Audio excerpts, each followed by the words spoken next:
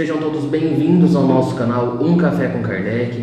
Como muitos já sabem, semanalmente estamos disponibilizando vídeos relacionados à doutrina, ao espiritismo, sanando algumas dúvidas, esclarecendo alguns assuntos.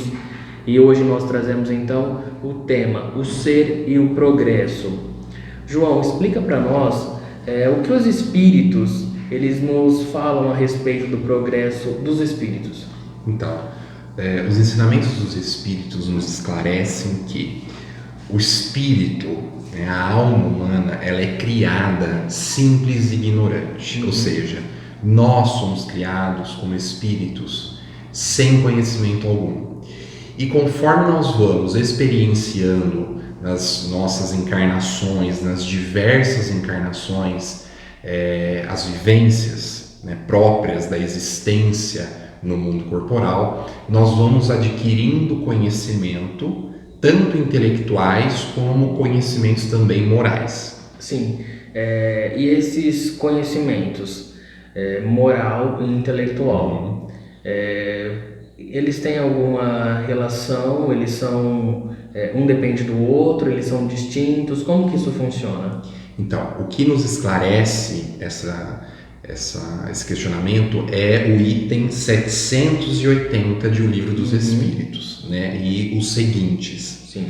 E lá nesse item nós vamos encontrar o seguinte, de que com o avanço, com o progresso intelectual, o espírito ele pode utilizar esse conhecimento que ele tem de intelecto para crescer também moralmente, para avançar moralmente.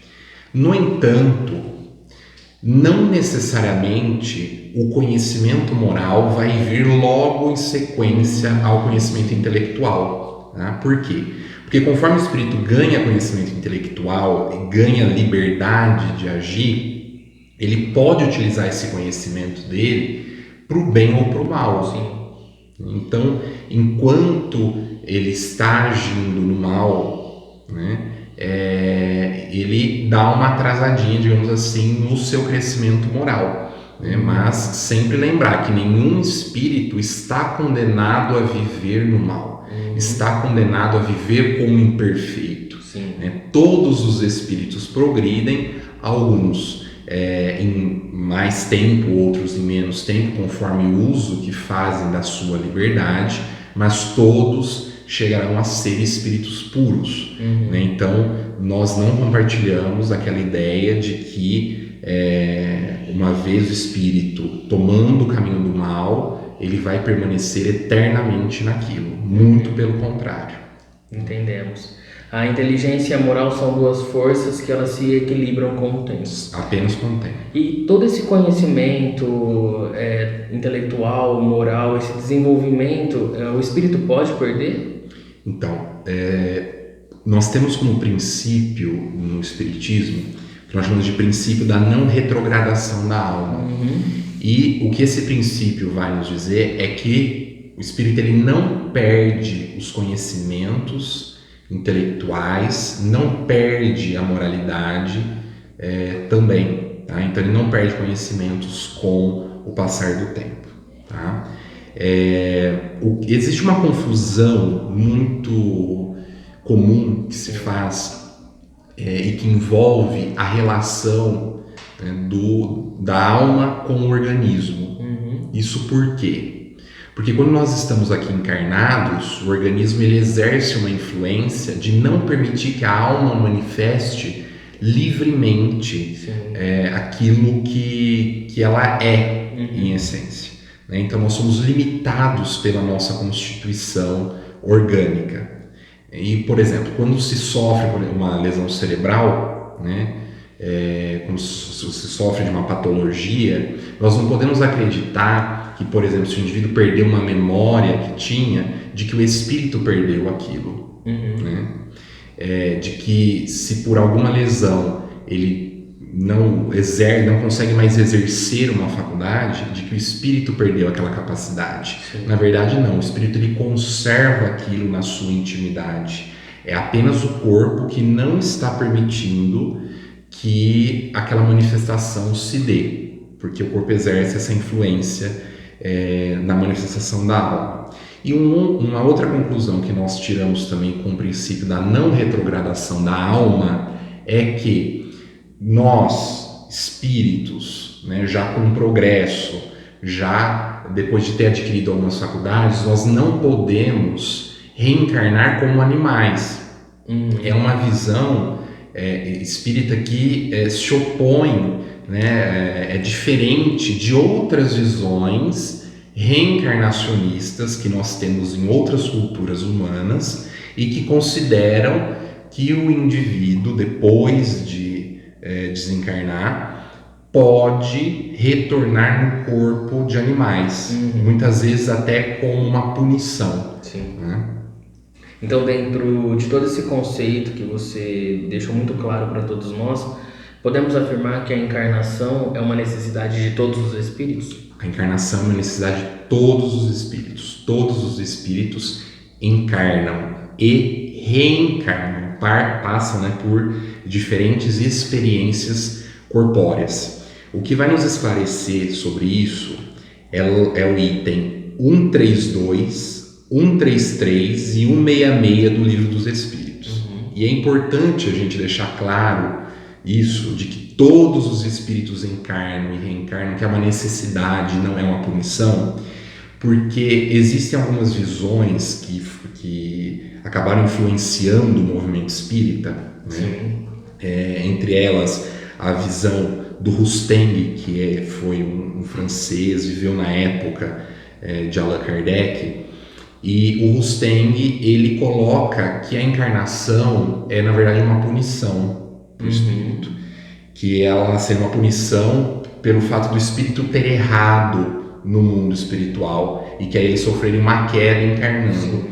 Então repete um pouco de uma ideia mitológica de queda dos anjos, né, que nós temos na raiz do cristianismo, né, conforme foi desenvolvendo o cristianismo, né, aquela ideia de que dos anjos caídos e que também está presente um pouco na visão judaica. Então, o Rusteng ele viveu na época de Allan Kardec, ele construiu, né, ele escreveu um livro com a ajuda de uma médium, de apenas uma médium, que trazia mensagens de diferentes espíritos, indo contra, né, totalmente contra aquela visão proposta por Kardec de que os princípios do espiritismo precisam ocorrer através da comunicação de diferentes espíritos por diferentes médiuns que não se conhecem, para que a gente possa estabelecer uma comparação, né, nisso, e o Rusteng não faz isso. E essa obra chama-se Os Quatro Evangelhos, né? E ele foi colocado na época como a revelação da revelação, como se aquela obra viesse trazer uma revelação em cima do próprio espiritismo. Né? Exatamente. De certo ponto até tirando um pouco a importância do trabalho que Allan Kardec tinha exercido na época, né? Então, além dessa visão de que encarnação é punição, essa obra também traz outros conceitos que vão contra as ideias espíritas. E um desses conceitos, o Kardec, ele analisa que a ideia de que Jesus tinha um corpo fluídico e não um corpo carnal como o nosso. Né?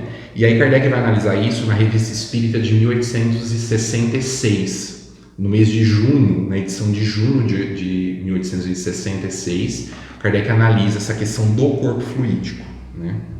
E é muito interessante porque essas ideias deixadas por Rusteng permaneceu por muito tempo dentro do meio espírita, da doutrina espírita.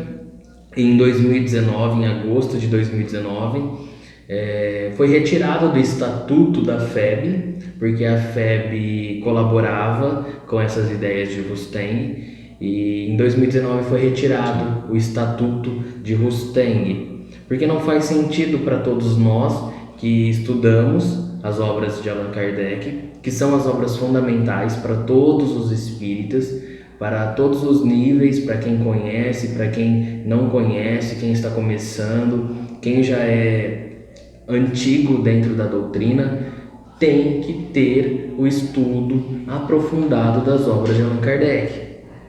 Então isso não correlacionava com o Estatuto de Rustem, no qual a FEB, digamos assim, defendia, trazia, colaborava.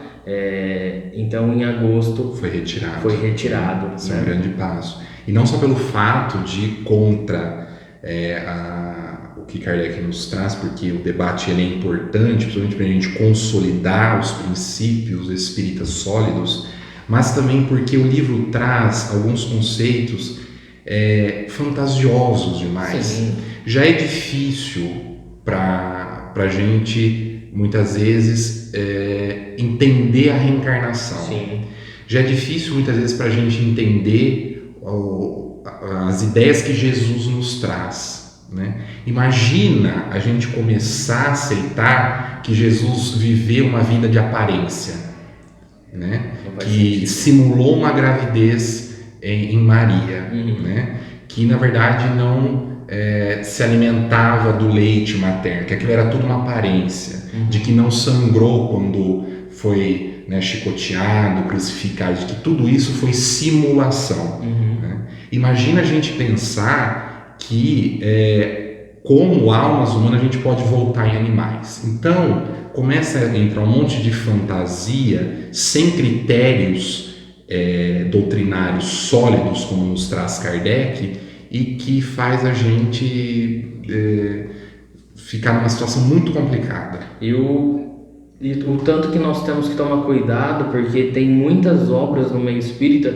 que tem essa ideia, tem esse conceito rustenguista, com algumas coisas que não faz sentido, umas ideias fantasiosas, uns romances totalmente sem sentido, que colocam figuras, alegorias que não fazem parte do espiritismo, né? Vai totalmente contra, é mais o lado místico do que o lado realmente do espiritismo. Então nós precisamos sim tomar cuidado com tudo que nos é colocado, com todos os livros no qual nós buscamos conhecimento, né? Por mais que a gente tenha que conhecer tudo, a gente tem que ter o discernimento para saber o que é correto e o que não é correto, o que condiz com as obras de Allan Kardec ou não. E Herculano Pires, ele faz análise da questão rustenguista, né, no livro O Verbo e a Carne, junto com o Júlio de Abreu Filho, né, e ele foi aí um dos principais autores que veio exatamente nos convocar a ideia de olhar de uma forma mais crítica para esta obra e não aceitá-la como se realmente ela fosse a revelação da revelação. Exato. E trouxesse ali coisas de bom senso e lógica, né? O que com uma análise mais rigorosa a gente vê que realmente não traz. Exatamente. Bom, diante de todos os fatos colocados, agradeço a presença de todos, quem contribui para a divulgação do Espiritismo, quem está chegando agora no nosso canal, acesse os vídeos anteriores, compartilhem, se inscrevam no nosso canal e comentem, mandem sugestões para que nós possamos elaborar o tema e trazer as respostas para todos. Assim, nós agradecemos novamente e terminamos por aqui esse estudo maravilhoso. Até um próximo vídeo.